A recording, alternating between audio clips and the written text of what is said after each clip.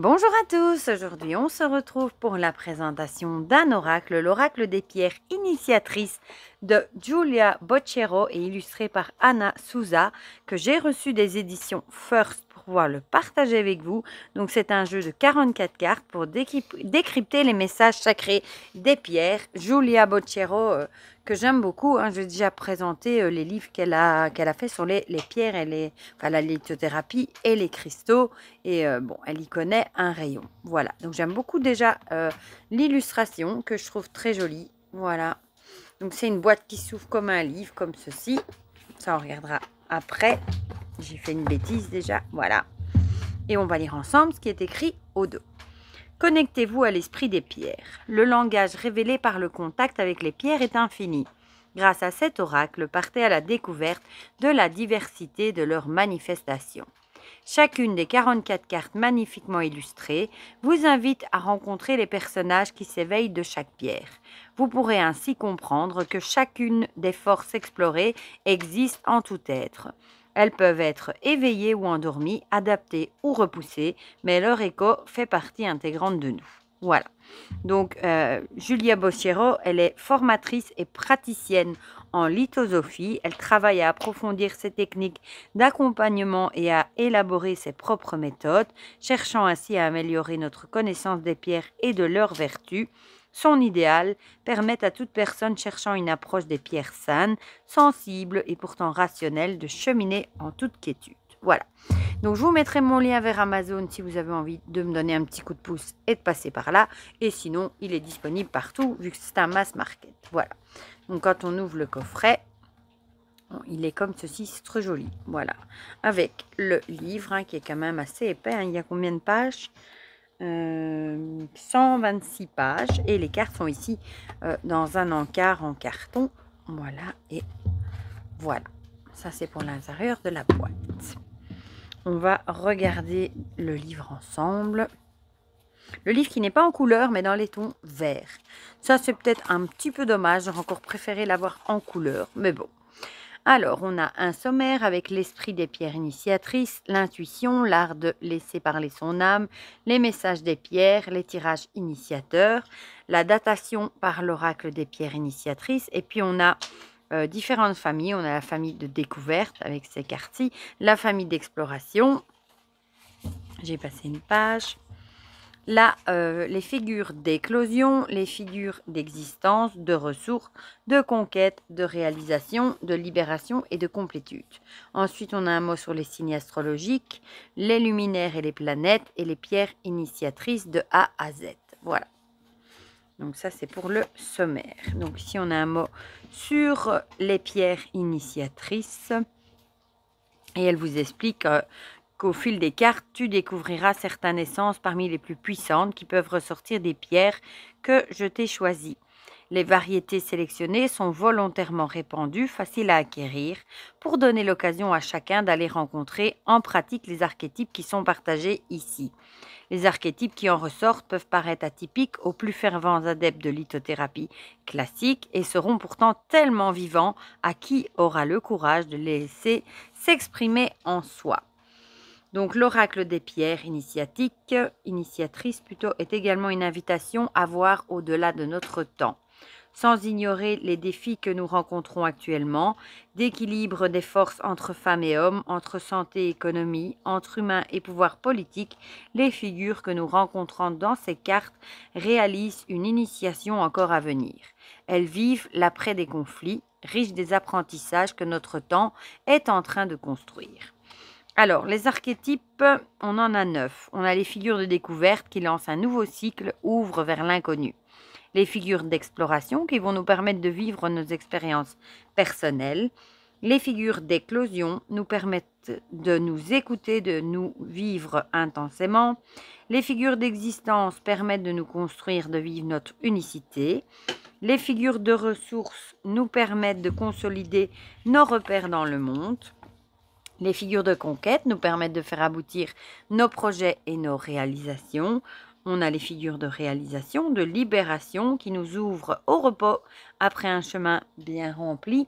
Et les figures de complétude qui rassemblent nos expériences pour en enrichir la sagesse. Voilà. Donc ici, un petit mot sur l'intuition. Les messages des pierres, voilà. Des messages des cartes peuvent se trouver dans les éléments qui ressortent le plus, les parties de l'image qui paraissent plus présentes ou vivantes, les visages, leur expression, la direction des regards, la posture, l'action en cours, l'histoire se déroule dans la carte, les couleurs, les formes, les mouvements que tu perçois dans la carte et les symboles, détails et petits éléments dont tu connais déjà la signification.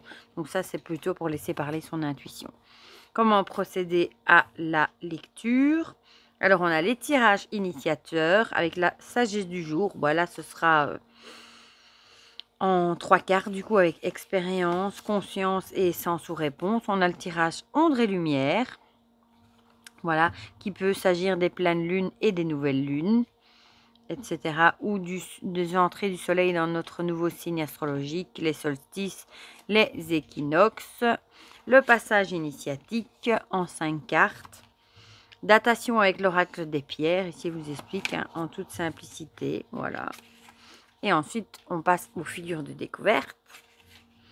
Avec la première famille, du coup, avec l'essentiel, avec le jaspe rouge.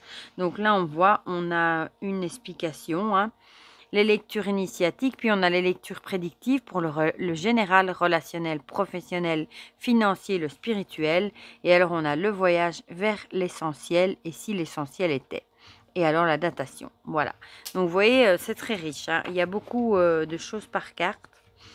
C'est chouette parce qu'on peut l'utiliser du coup pour faire des guidances prédictives aussi. Et on va aller voir quand même un petit peu à la fin. Donc ici on a les signes astrologiques, l'association, oui, l'association en fait, le bélier, ce sera l'essentiel, la 19, la défendresse, la guerrière. Donc ça c'est bien. À chaque fois on a plusieurs cartes associées par signe astrologique. Pareil pour les luminaires et les planètes. Et alors on a les pierres de A à Z. Voilà, donc ça c'est pour le livre qui est très très riche. Alors, le dos est comme ceci, il est simple mais il n'est pas vilain. Les tranches sont argentées, j'aime bien les tranches argentées. Je vais vous montrer la taille des cartes par rapport à une carte de tarot classique. Voilà, un peu plus haute et beaucoup plus large. Et la qualité est bonne. Et elles ont un fini mat, mais quand même avec un petit fini brillant. Voilà. On va les regarder ensemble du coup. Donc on a l'illustration, des illustrations très modernes avec le nom, le numéro, la pierre associée et alors on a le signe astrologique et le luminaire ou le, comment est-ce que c'était encore dit ça, luminaire ou planète. Voilà, je vais y arriver. Donc ici on a l'essentiel, la dévouée, l'inspirée, avec la pierre lune arc-en-ciel, je vais peut-être vous dire les pierres en même temps. Le nourricier avec l'hématite, l'accueillante avec l'opale verte, hop, le ressourçant plutôt avec la cornaline, je vais y arriver, la rayonnante avec l'ambre, et on a à chaque fois la pierre dessus. L'apprenti avec la chastolite, par contre elles étaient collées, je les avais décollées, mais elles collent encore. La cantatrice avec la turquoise, celle-là elle est canon, très moderne. Dans les illustrations, le joyeux avec le péridot, l'enseigné avec la cordierite, que je connais moins, le témoin avec la sodalite, la révélatrice avec l'obsidienne œil céleste, le régulateur avec l'œil de tigre, j'aime bien les œils de tigre, la transcendée avec la sugilite, l'éveillé avec l'apophilite blanche, l'évidence avec l'aigle marine, le poète avec l'améthyste, la défendresse avec l'œil de taureau, l'aimant avec l'unakite, elle colle encore, la guérie avec l'oulite, la oulite, j'en ai une d'ailleurs, l'épanoui avec le bois fossile, la corporelle avec la pierre de lune orange, le fertile avec la pierre de lune blanche, l'éclairante avec la citrine, le résilient avec la rhodonite, ça aussi j'en ai une, la rhodonite, l'entreprenante avec le quartz rutile, ça aussi j'en ai un, l'érudit avec l'azurite, la guerrière avec le rubis, l'allié avec l'émeraude, la souveraine avec le grenat almandin, le fiable avec la pyrite, la savante avec le lapis lazuli, le gardien avec la fluorite jaune, la mentor avec le cyanide bleu, le serein avec l'amazonite, l'apaisé avec la pierre de soleil, le conscient avec le saphir, la voyante avec la pierre de lune noire, le pardon avec le larimar, l'initié avec la cyanite noire, le maître avec la tourmaline noire, l'accompli avec la sélénite et on finit avec l'union avec le cristal de roche. Voilà, donc on va les mélanger et on va en tirer une et je vous lirai ce qui est dans le livre. Bon, elle se mélange très très bien, pas de souci.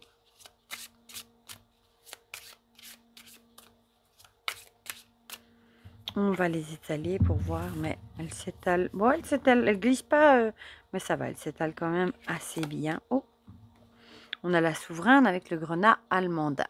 Voilà, on va aller voir ce que ça dit, la 31. On est presque 30. Donc, on est dans la famille des figures de réalisation ici. Alors, on a cherchant à me détourner de ma dignité, mes opposants m'ont poussé dans les bras de la plus grande des forces. Une fois ma confiance en mon ventre enracinée, je devenais une reine féroce. Comment détrôner celle qui gouverne ses propres profondeurs? Ce pouvoir ne t'appartient pas. Deviens mon initié, et dans les ombres dissipe ta terreur. Vainqueur, tu marcheras dans la lumière des monarques hors la loi. Alors, lecture initiatique. La carte est vivante. La souveraine t'appelle pour que tu embrasses ta puissance intérieure. Cette force n'attend que ton feu vert pour faire respecter la vie que tu t'es choisie. Autorise-toi à rayonner des profondeurs jusqu'au sommet. Si la carte est fat, la souveraine t'invite à voir les pouvoirs personnels que tu laisses de côté. Il peut s'agir de décisions avortées ou encore de besoins identifiés puis sacrifiés. Ouvre pas à pas la porte de cette force qui te veut du bien. Alors, en lecture prédictive pour le général, la souveraine annonce une période de réalisation de ta dignité et de tes besoins. Les valeurs et les décisions que tu as adoptées pour ta vie se concrétisent pour t'offrir des repères et une maîtrise confortable. Pour le relationnel, tes liens sont à maturité pour y installer un respect de toi-même, centré sur tes besoins. Tu sais à présent quelle relation garder ou laisser partir et valorise les personnes capables de te reconnaître et de te soutenir dans tes choix. Pour le professionnel, guidé par une forte détermination et des objectifs enracinés dans tes convictions, tu es en mesure de devenir le ou la chef de ta voie professionnelle. Les projets que tu as soutenus sans faillir se consolident avec vigueur. Pour le financier, tu maîtrises tes finances avec une dextérité neuve, entretiens la juste souplesse des investissements pour ne pas étouffer tes ressources. Au niveau spirituel, l'étincelle divine en toi rappelle que tu n'as de compte à rendre à personne. Ta vie est le royaume de dignité inaliénable que cette incarnation t'offre. Le voyage vers la souveraine. Un grenat almandin entre les mains, laisse-toi voyager vers ton royaume intérieur. Tu y sièges sur ton trône, depuis lequel tu peux voir chacun des enjeux de ta vie. Posé et en pleine possession de ton pouvoir de décision, définis les clés qui ouvrent les portes de tes conquêtes. Quelle direction leur donnes-tu pour réaliser tes valeurs et concrétiser tes rêves? Sans ta force de volonté attirer à toi les victoires. Si la souveraine était un astre, ce serait Mars. Si elle était un signe astrologique, ce serait un Capricorne. Si c'était un caractère, ce serait quelqu'un d'affirmé, d'assumé et de digne. Si c'était un lieu, ce serait un royaume personnel soit l'extérieur, foyer métier ou intérieur.